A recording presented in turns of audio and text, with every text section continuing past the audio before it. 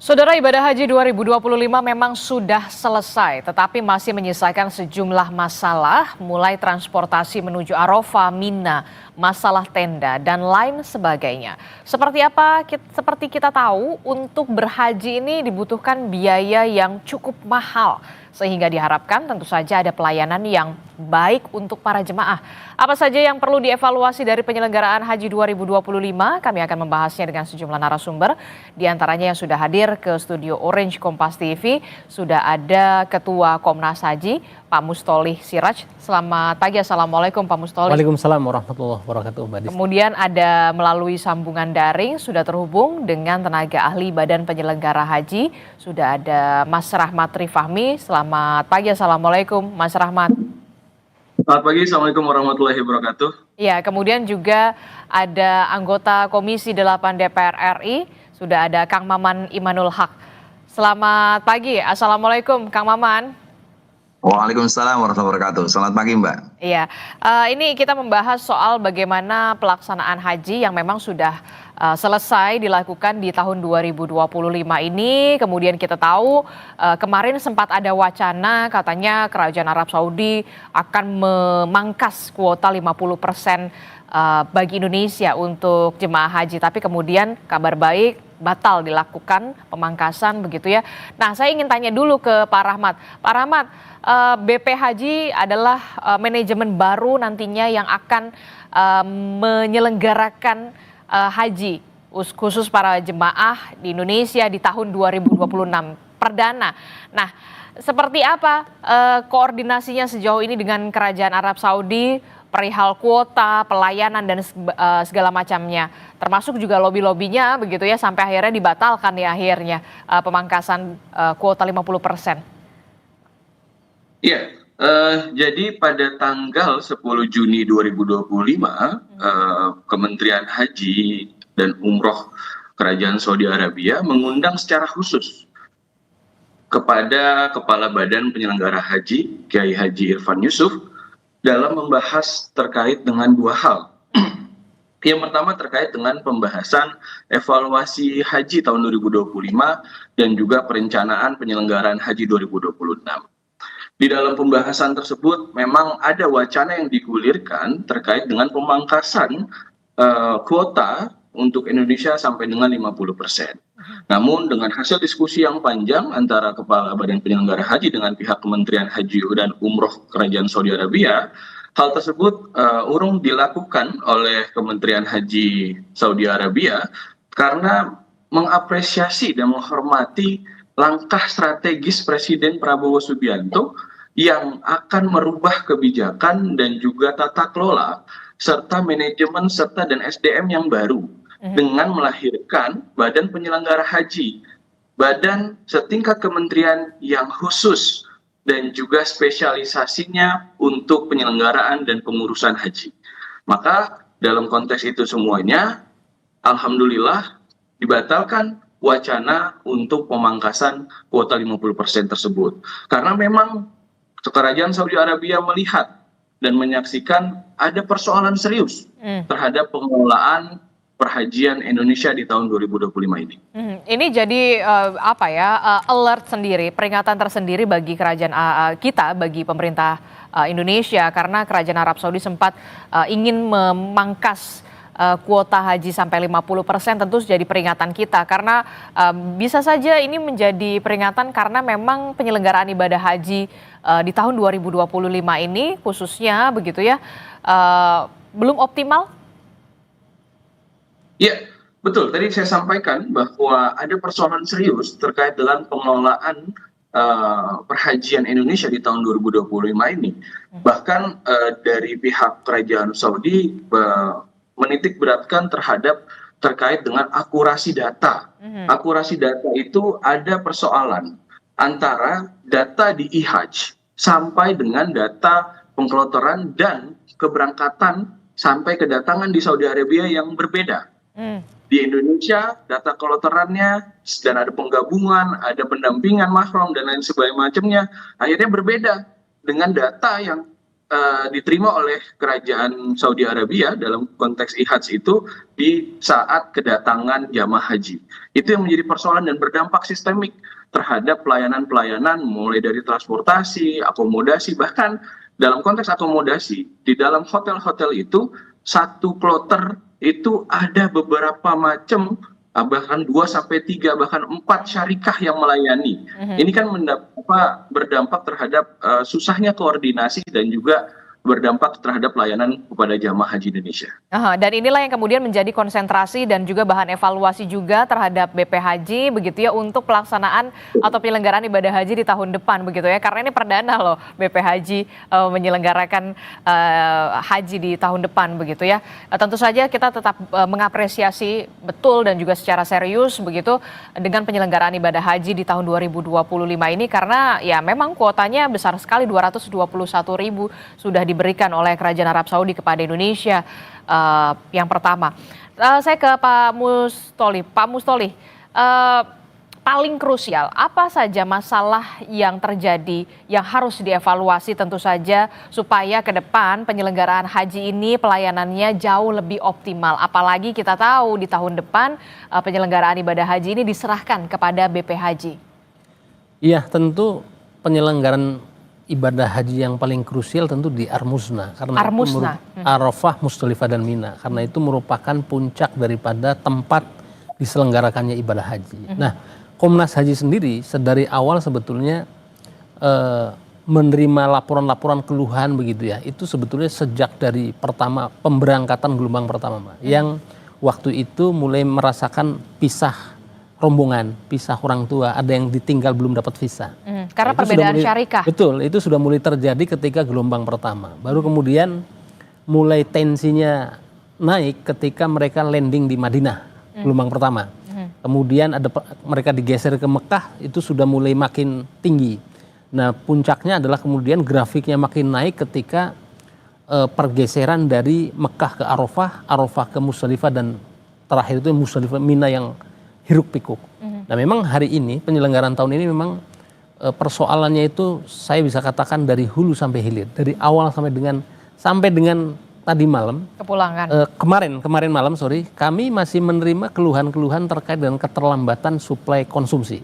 Itu pasca Armusna, itu masih terima. Pasca Armusna itu masih ada keterlambatan konsumsi. Masih ada keterlambatan konsumsi yang dihandle oleh teman-teman BPKH. Meskipun teman-teman BPKH minta maaf dan siap memberikan kompensasi. Nah, ada dua hal yang menurut saya itu penting, krusial ditata, yaitu melalui multi syarikah itu. Multi syarikah sebetulnya niatnya baik untuk kemudian mengurai persoalan yang dulu satu syarikah dianggapnya kan monopoli. Nah, sekarang multi syarikah ternyata masalahnya lebih serius lagi. Nah, oleh karena itu saya kira memang ke depan, dan teman-teman BP Haji, Pak Bambang dan kawan-kawan begitu ya, itu saya kira memang apapun kebijakan yang akan dilakukan gitu ya, policy tersebut harus dikaji betul-betul.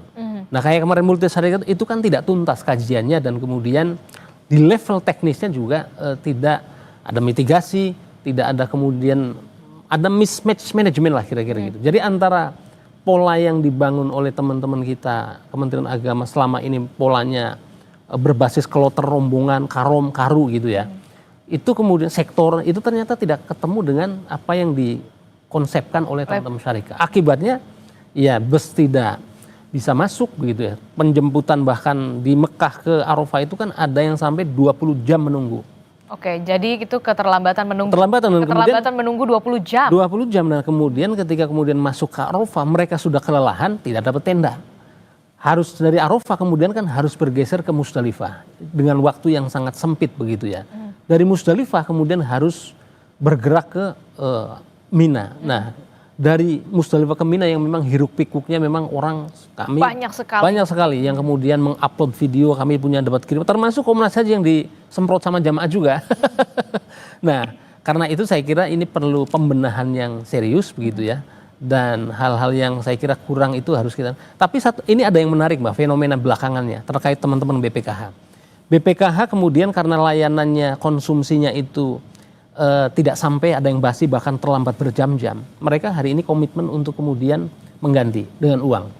Nah, saya seharusnya Kang Maman nih nanti yang saya kira bisa mendesak secara langsung ke Menteri karena nanti ada pertanggungjawaban ke DPR.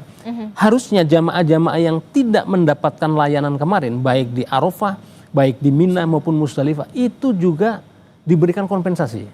Kan begini basisnya, dan saya diskusi dengan teman-teman BPKH dan teman-teman yang lain itu saya tanya bagaimana kontraknya, bagaimana sistem pembayarannya. Ternyata pembayarannya itu kan DP dulu, kemudian mereka menjalankan tugas atau tidak, one prestasi atau tidak, kalau one prestasi tidak dibayar.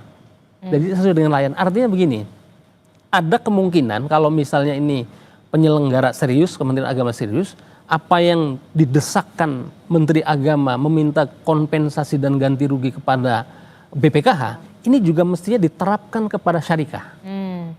Itu sebagai bentuk keseriusan karena ada ribuan orang dan kita bisa cek di media sosial dan lain-lain gitu ya. Kami juga Komnas Haji punya datanya. Mestinya juga Kementerian Agama meminta pertanggungjawaban dan mengembalikan biaya yang tidak terserap kepada jamaah haji dalam bentuk kompensasi. Nah itu dia bagaimana dengan Kang Maman sendiri dari Komisi 8 DPR, temuan dari tim UAS DPR pada saat penyelenggaraan ibadah haji di sana, termasuk juga Anda juga sempat menyinggung soal pengurangan kuota ya, Kang Maman? Iya, ada yang perlu dipahami ya dari pelaksanaan haji tahun 2026 ini. Yang pertama adalah soal visi Arab Saudi 2030. Visi ini yang ingin menempatkan haji bagian dari pariwisata dunia di mana transformasi digital yang cepat, lalu juga pola pembenahan atau penyelenggaraan haji lewat syarikah yang asalnya tahun 70-an itu ada syekh perorangan, lalu jadi yayasan muasasah, lalu hari ini menjadi syarikah. Itu pun menjadi catatan. Termasuk Arab Saudi ingin menjadikan haji ini betul-betul terevaluasi dengan cepat. Misalnya untuk 2026 timeline-nya udah keluar. Februari itu kita harus sudah siap.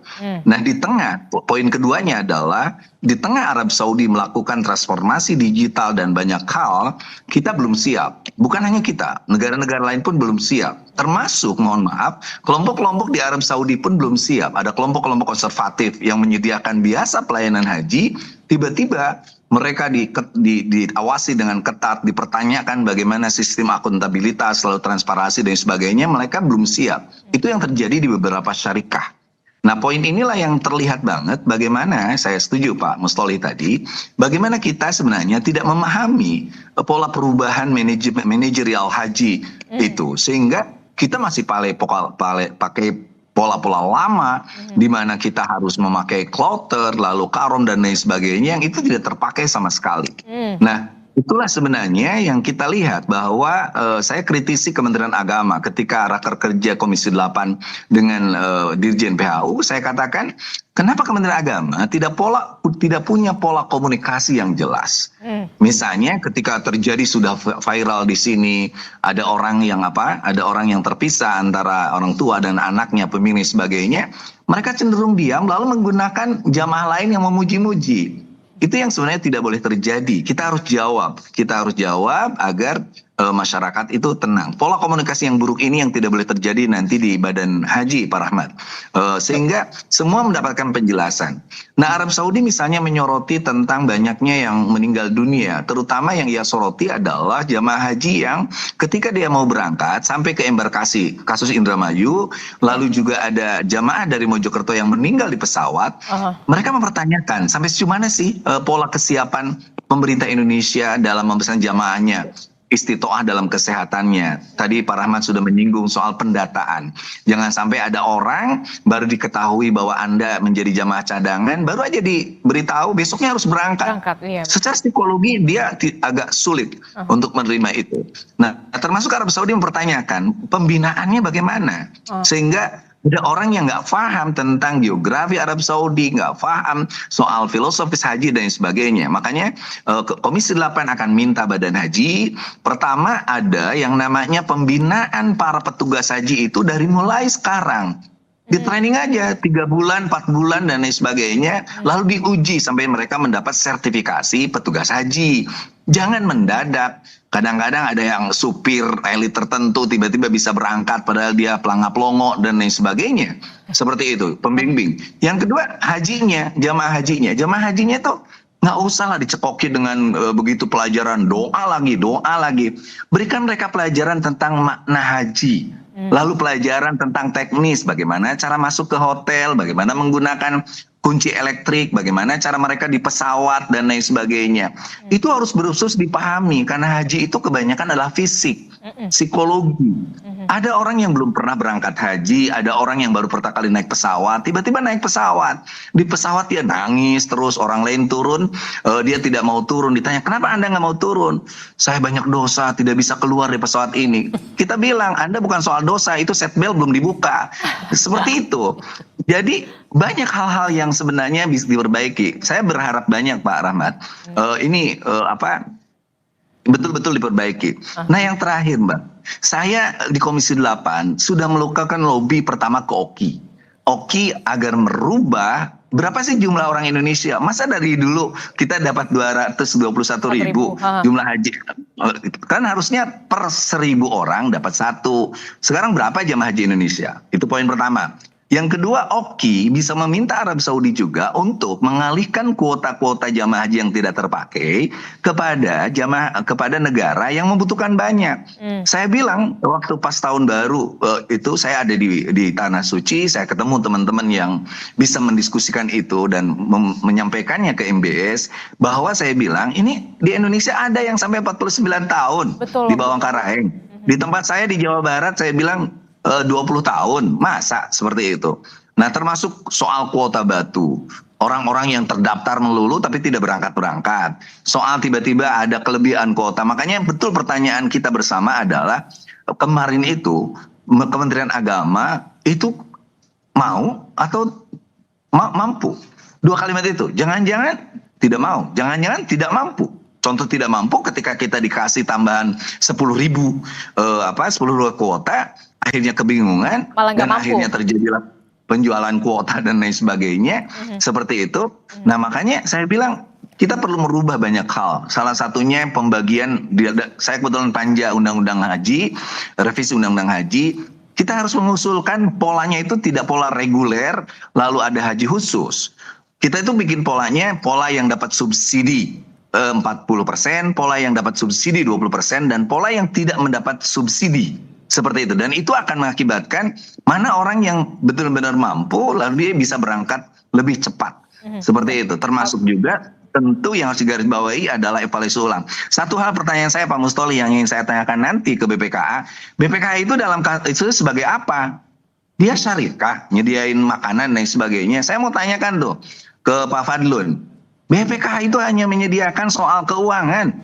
Tidak urusan dengan yang namanya catering, tidak urusan dengan fasilitas-fasilitas tenda dan lain sebagainya. Ini tolong Pak Rahmat, nanti kita akan bedakan mana fungsi BPKH, mana fungsi dari BPA.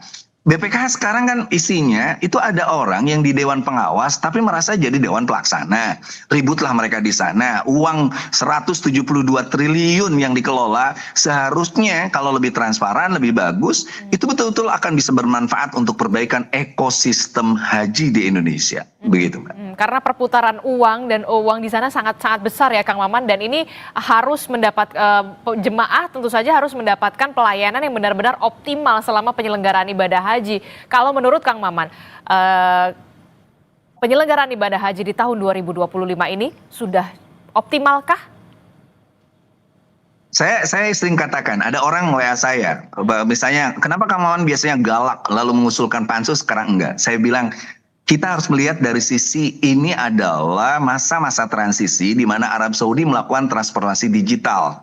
Secara keseluruhan Indonesia paling siap loh. Kuota kita 221.000 itu dipenuhi dengan baik. Sementara India itu hanya bisa 82%. Pakistan apalagi, mereka tidak siap dengan transformasi itu. Itu kata kuncinya. Yang kedua, seharusnya kita bersyukur ya punya petugas-petugas haji yang lebih siap daripada tahun-tahun yang lalu. Seperti itu. Tetapi karena ada pola perubahan syarikat, di mana syarikat pun tidak paham juga bagaimana kebijakan baru Arab Saudi itu, yang jadi korban jamaah haji kita.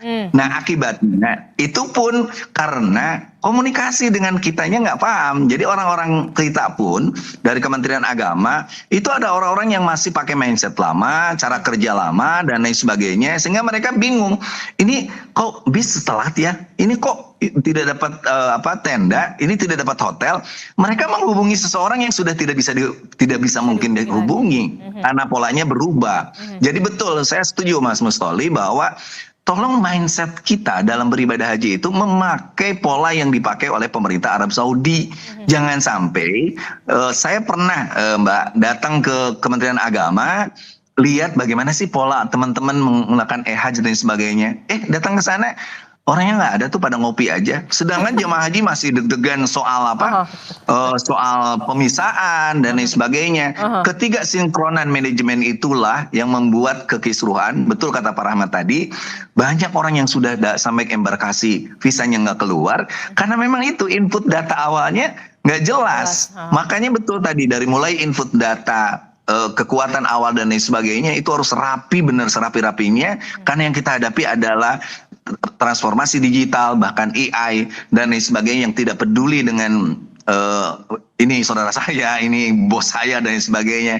Itu sudah nggak ada. Semua adalah tamu Allah dan tamu Rasulullah. Oke, inilah yang kemudian menjadi pembelajaran juga dan harusnya dievaluasi secara menyeluruh, karena memang ini menjadi kesempatan juga BP Haji untuk bisa menyamakan pola perubahan kerajaan Arab Saudi, begitu ya, pemerintah Arab Saudi untuk sudah transformasi digital, termasuk juga soal pola kerja juga, manajerial juga dari penyelenggaraan ibadah haji yang sudah digital. Sudah siapkah kemudian BP Haji untuk bisa menyamakan ini dari pemerintah Arab Saudi untuk penyelenggaraan ibadah haji di 2026?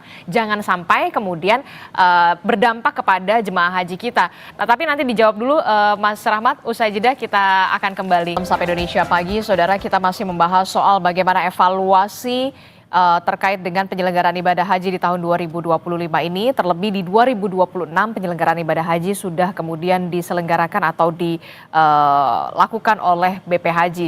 Masih bersama saya ada Pak Mustoli dari Komnas Haji, kemudian ada Kang Maman dari Komisi 8 DPR, kemudian juga ada dari BP Haji Mas Rahmat. Mas Rahmat, tadi sudah dijelaskan dari Komisi 8 DPR Kang Maman yang mengatakan bahwa ya kita tergagap-gagap karena memang kerajaan Arab Saudi, pemerintah Arab Saudi ini sudah memberlakukan pola-pola perubahan secara digital begitu ya, soal sistem syarikat.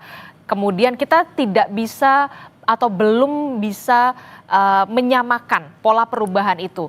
Yang kemudian tentu saja ini menjadi pembelajaran penting bagi BP Haji sebagai penyelenggara ibadah haji di tahun depan. Nah, sudah siapkah BP Haji begitu ya untuk adanya pola-pola perubahan manajerial ini dari yang tadinya syarikahnya hanya satu, kemudian ini sekarang jadi multi syarikah, termasuk soal sistem digitalisasi di sana begitu ya.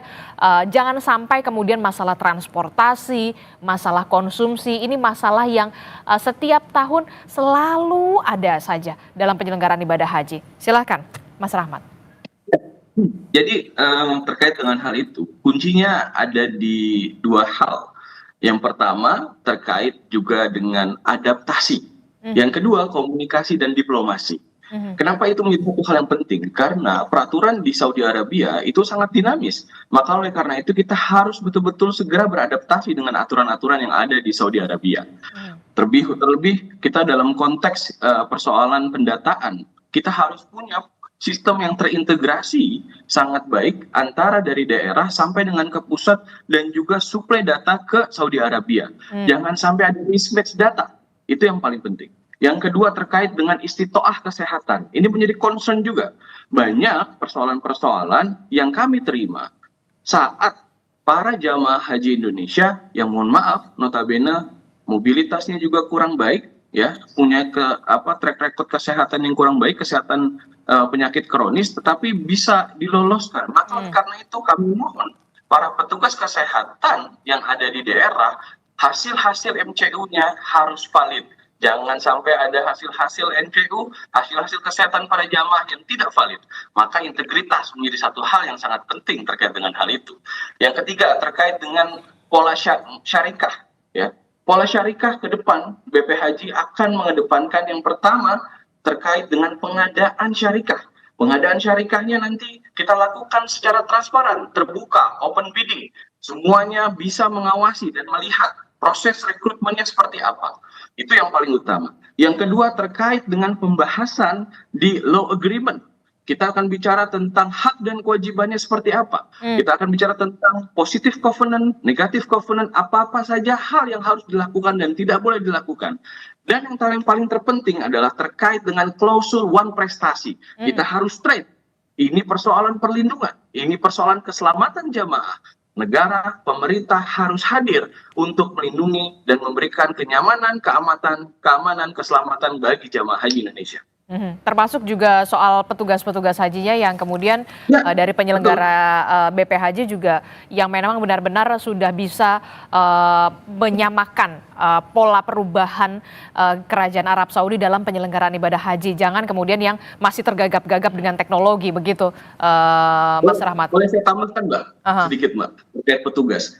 Ke depan, BP Haji juga akan membuat pusat pendidikan pelatihan khusus, pasukan khusus untuk petugas haji Indonesia yang memiliki fisik yang baik, ya, tahan. Karena di sana cuaca sangat luar biasa, kita harus betul-betul beradaptasi secara cuaca di sana. Dan punya kompetensi, knowledge, skill, attitude, itu menjadi concern kita. Maka arahan pimpinan kami di BP Haji, ke depan Pusdiklat itu akan kita urus.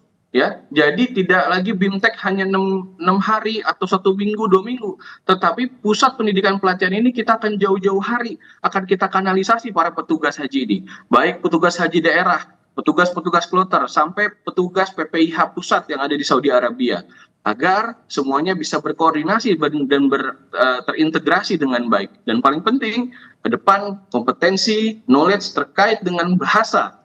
Minimal ada di kloter-kloter itu memiliki kemampuan bahasa Arab atau bahasa Inggris yang baik. Karena persoalan kita di komunikasi. Yang ke depan kita berharap obstacle komunikasi ini bisa terjadi solusi yang baik dengan dihadirkan para petugas-petugas yang kompeten. Petugas-petugas hari ini sangat baik, tetapi ke depan kita insya Allah akan increase knowledge mereka, kita akan increase kemampuan kompetensi mereka agar pelayanan terhadap jamaah Indonesia lebih baik dan lebih prima ke depannya. Oke, karena memang lagi-lagi bukan perkara mudah begitu ya mengatur 221.000 jemaah kita yang kemudian nanti setiap tahun sudah diberikan kuota oleh kerajaan Arab Saudi. Tentu saja jangan sampai pelayanannya ini harus benar-benar optimal begitu ya. Dan ini menjadi pelajaran penting sekali untuk BP Haji karena memang perdana tahun besok 2026 pelaksanaan ibadah haji ini memang sudah di-handle oleh BP Haji. Saya ke Pak Mustoli. Pak Mustoli, kalau itu tadi soal bagaimana manajerial pelayanan dan segala macam. Tapi kemudian yang jadi pertanyaan juga adalah begini.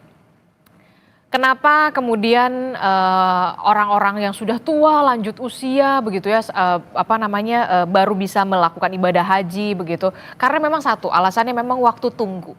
Waktu tunggu di Indonesia ini udah nggak jadi rahasia umum lagi lah, sudah tidak jadi rahasia umum lagi. Waktu tunggu kita buat ibadah haji itu bahkan kita harus 10 tahun, 15 tahun, 30 tahun begitu ya. Apa yang perlu dirubah sebenarnya kalau menurut Anda dari evaluasi ini? Kalau waktu tunggu saya kira memang ada beberapa strategi yang sebenarnya sudah dilakukan oleh Kementerian Agama. Misalnya mendelay pendaftaran orang yang sudah berhaji itu baru bisa daftar lagi itu 10 tahun.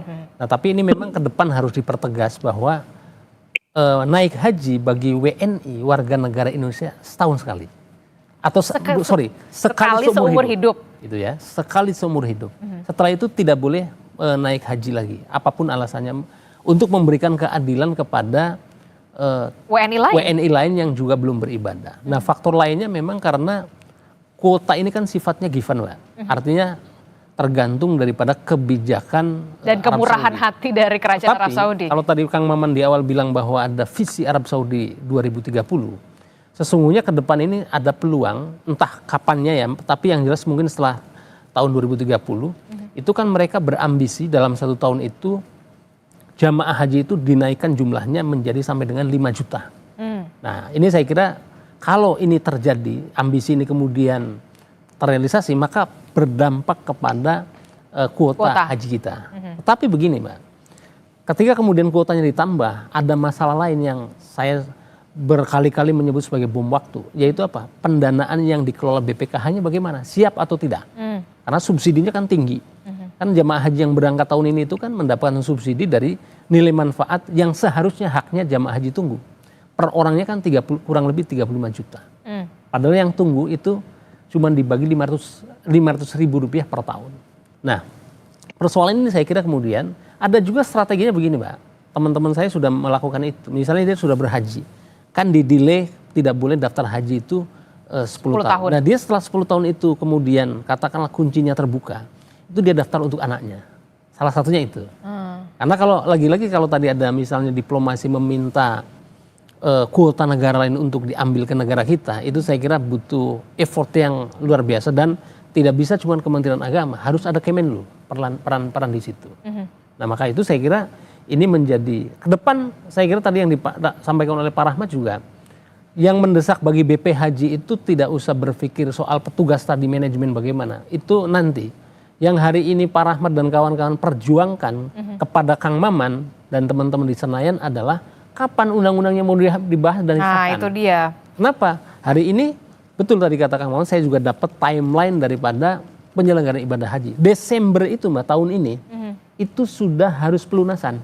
Sudah harus pelunasan Desember tahun ini. Untuk di 2026. Untuk di 2026, maka ini sudah bulan Juni. Nah, tinggal berapa bulan lagi? Tinggal berapa bulan lagi. Nah, maka yang kedua adalah Pak Rahmat, yang penting juga adalah sejauh mana kewenangan BP Haji ini.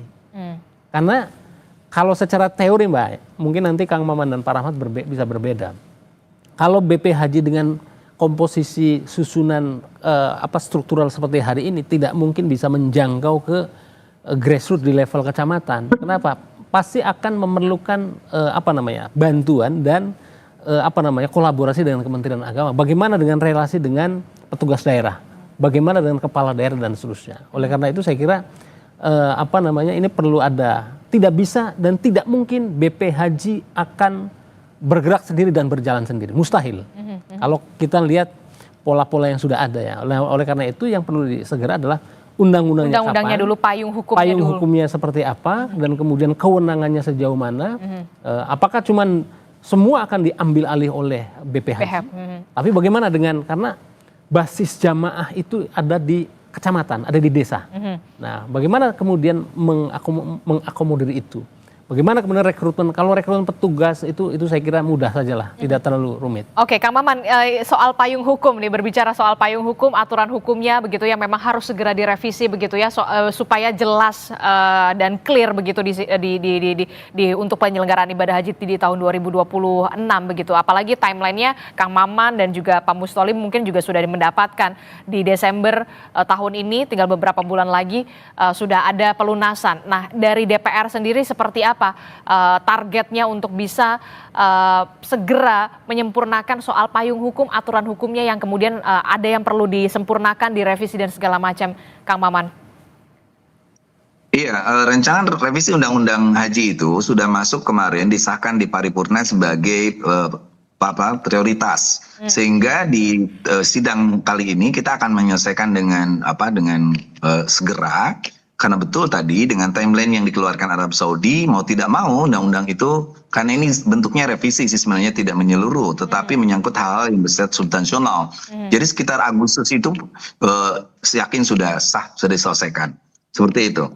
Nah yang kedua, justru tanggung jawab kita hari ini yang lebih serius itu adalah soal bagaimana kedaulatan Republik Indonesia berhadapan dengan Arab Saudi.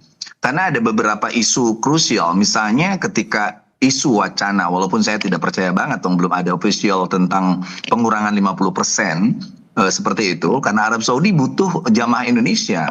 Satu, jamaah Indonesia itu terkenal paling tertib, tidak protes. Yang kedua, yang terpenting senang belanja, itu kan mendatangkan devisa bagi mereka. Iya. Jadi pengurangan itu menurut saya wacana yang menurut saya di Arab Saudi pun tidak terdengar. Nah, Tetapi ada satu hal yang penting adalah soal pertama upaya untuk membangun task force antara Arab Saudi dengan Indonesia. Yang kedua ada yang namanya visa mandiri. Dan yang ketiga adalah soal puroda. Nah, saya selalu menekankan kita jangan juga mau didikte atau memberi kesempatan kepada orang luar dalam tanda kutip otoritas di sana untuk masuk dalam tanda kutip ya mengambil hak misalnya nih kalau visa mandiri, haji mandiri itu dibuka, maka travel kita akan gulung tikar.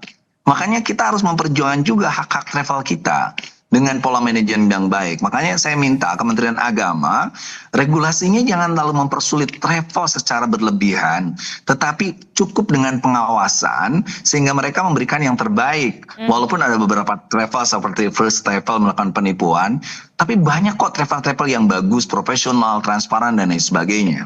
Nah, ini kita kebingungan jujur aja Pak Mustoli. Di DPR ini kita bingung nih soal visa mandiri ini ditempatkan di mana? Ini regulasi mereka, ini keinginan mereka agar mereka mendapatkan devisa lebih dan juga transportasi digital sehingga orang yang berhaji misalnya itu tidak perlu antri dan sebagainya, mereka cukup mengakses aplikasi yang mereka miliki lalu dapat visa haji, maka kita berangkat kalau beruntung dengan hotel yang jelas di mana berapa harganya dan sebagainya. Nah, begitu pula puroda.